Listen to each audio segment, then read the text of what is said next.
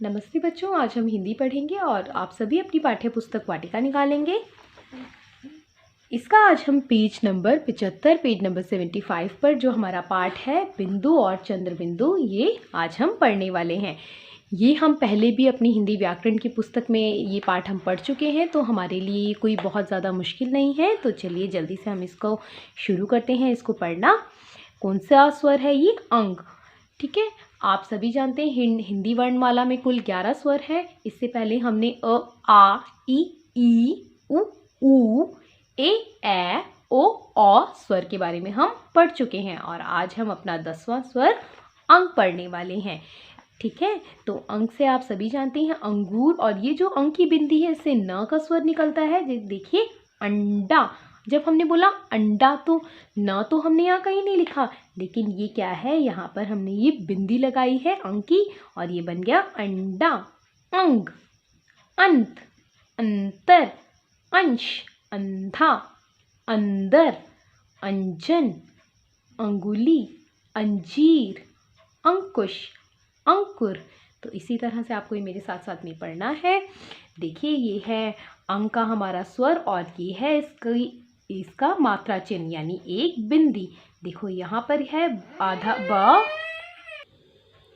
तो आधा ब, अंग की बिंदी, द और र मिलकर क्या बन जाएंगे? बंदर। आपको अंग की बिंदी लगाते हुए एक बात ये ज़रूर याद रखनी है कि जहाँ पर जिस वर्ण के बाद में इसका स्वर आता है आप इसको वहीं लगाएंगे। ठीक है, बंदर। बा बोलने के बाद में ना की आवाज़ आ रही है तो इसका मतलब बा के ऊपर ये बिंदी लगेगी, बंदर। उसी तरह से ये शब्द है पतंग। क्या है? पतंग। तो प के बाद में स्वर नहीं है तो हम पा के ऊपर बिंदु नहीं लगाएंगे। त, पतंग। ता के बाद में अंग की हमें आवाज़ आ रही है तो हम पतंग। ठीक है, इस तरह से पतंग। उसी तरह से यहाँ पर बिंदु के कुछ और शब्द हैं। हंस, रंग, ठंड, कंठ, तंग, दंग, संत, खंबा, लंबा, पंजा, ठंडा, झंडा। तो इसी तरह से आपको इन्हें अच्छी तरह से पढ़ने का अभ्यास करना है। और देखिए यहाँ पर कुछ चित्र बने हैं और मैंने यहाँ लिखा है कॉपी में चित्र बनाकर लिखिए। आपको ये चित्र कॉपी में बनाने हैं और इसी तरह से इनके नाम लिखने हैं। ये क्या है? इंजन। इंजन क्या होता है? जो ट्रेन को खींचता है। पंखा, पंख, संतरा, कंघी, घंटी, कंगन, पलंग। ठीक है, तो इस तरह से आप ये इन शब्दों के नाम, जो चित्रों के नाम हैं, इन्हें याद करके कॉपी में लिखेंगे। अब देखिए यहाँ पर एक कविता है जिसमें बहुत सारे ऐसे शब्द हैं जिनमें ये बिंदु लगी है, अंग की बिंदु। रंग बिरंगी तितली, तितली के हैं पंख निराले, रंग बिरंगे रंग है डाले, फूल फूल उड़ जाती तितली, हाथ किसी के ना आती तितली। ठीक है बच्चों, तो ये बहुत अच्छी छोटी सी कविता है जो आप याद करेंगे और यहाँ पर क्या करना है, आपको रंग भरना है तितली के चित्र में। अब हम इस पाठ से जुड़ा हुआ अभ्यास कार्य करेंगे। अंग पर गोला लगाएं, यानी जहाँ पर भी अंग शब्द अंग शब्द नहीं वर्ण आएगा वहाँ आप गोला लगाएंगे। अंजीर, तो यहाँ ये अंग है। अंडा, अंगूर, तो इस तरह से आपको भी गोला लगाना है, यानी जैसे कि मैंने लगाया है। अंग के चिन्ह पर गोला लगाएं, तो आप जानते हैं अंग का चिन्ह इस प्रकार से होता है। तो जहाँ भी अंग का चिन्ह है वहाँ आपको गोला लगाना है। इंजन, कंकड़, पंख, झंडा, तो जहाँ जहाँ भी ये अंग की बिंदी है आपको गोला लगाना है। अंग के स्थान पर अंग का चिन्ह लगाकर शब्द लिखें, यानी जहाँ अंग लिखा है आपको वहाँ अंग हटा के उसका चिन्ह यानी उसकी अंग की बिंदु आपको लगानी है। संतरा, घंटी, पंजा, खंबा। सही स्थान पर बिंदु लगाएं, आपको बोल के देखना है और जहाँ आपको अंग की बिंदु की आवाज़ आएगी वहाँ आपको अंग की बिंदु लगानी है।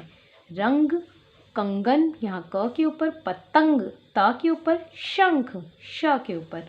यहाँ आपको शब्द जोड़कर लिखने हैं, बिल्कुल आसान कार्य है। और यहाँ चित्रों के नाम जो हमने पीछे पढ़े हैं बिल्कुल वही आपको लिखने हैं। कंघी, मंदिर, बंदर, पलंग। ठीक है, तो अभी हमने जो पाठ पढ़ा वो था बिंदु। अब हम पढ़ेंगे चंद्र बिंदु। क्या है ये? चंद्र बिंदु। जैसे कि मैंने आपको बताया व्याकरण में हमने ये पहले भी पढ़ी है।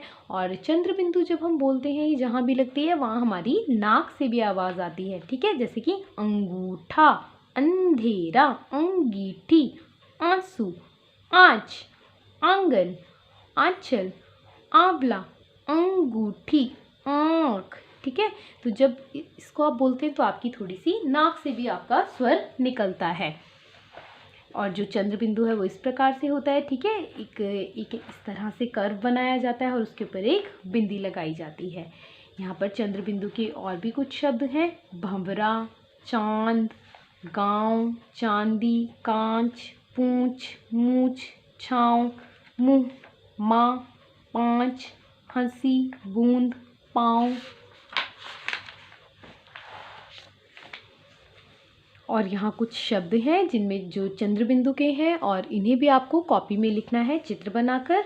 देखिए, कुआं, ऊंट, सूंड, बांस, हाथी की सूंड होती है ना, उसे कहा जाता है सूंड। बांस, सांप, बांसुरी, दांत, पाँच। अब यहाँ पर एक कविता है जिसमें क्या है, चंद्र बिंदु के शब्द हैं। कविता का नाम है काँव काँव। क्या है, काँव काँव। किसकी आवाज़ होती है काँव काँव? काँव काँव होती है कौवे की आवाज़। कौआ करता काँव काँव, मैं चला अपने गाँव। बैठ पेड़ की छाँव में, मीठे फल मैं खाऊंगा। कुएं का ठंडा पानी पीकर अपनी प्यास बुझाऊंगा।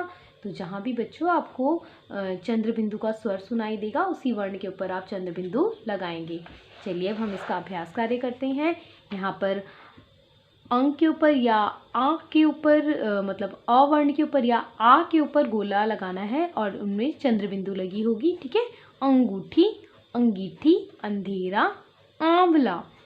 अंक के चिन्ह पर अंक के चिन्ह पर गोला लगाएं। अंक का चिन्ह आप जानते ही हैं, इस प्रकार से होता है। ठीक है, तो यहाँ पर आपको गोला लगाना है अंक के चिन्ह पर। मूछ, ऊंट, पूंछ, मुँह। आ के स्थान पर आ का चिन्ह लगाइए। ठीक है, बांसुरी, काठ, पाँव, चांद। तो जहाँ जहाँ पर हमारी आ की मात्रा है और उसके ऊपर चंद्र बिंदु का स्वर आ रहा है वहाँ आपको ये चिन्ह हटाकर वर्ण हटा के आपको और यहाँ चिन्ह लगाना है, मतलब उसका मात्रा का चिन्ह लगाना है। सही स्थान पर चंद्र बिंदु लगाएं। बूंद, आप बा के ऊपर चंद्र बिंदु लगाएंगे। बांस, यहाँ भी बा के ऊपर। भंवरा, भंवरा में भी आप भ के ऊपर। और दांत, दांत में आ की मात्रा के ऊपर आप चंद्र बिंदु लगाएंगे। शब्द जोड़कर लिखना है, हंसना, झांकना, अंधकार। और यहाँ आपको चित्रों के नाम लिखने हैं जो हमने पीछे पाठ में भी पढ़े हैं। तो आज का यही आपको कार्य, सभी अभ्यास कार्य अपनी पुस्तक में पूरा करना है। पाठ को ध्यान से दोबारा से पढ़ना है और जिन चित्रों के नाम मैंने आपको कॉपी में करने के लिए दिए हैं वो कार्य आपको कॉपी में भी चित्र बना के उनके नाम ज़रूर लिखने हैं। तो आज के लिए इतना ही बच्चों, धन्यवाद।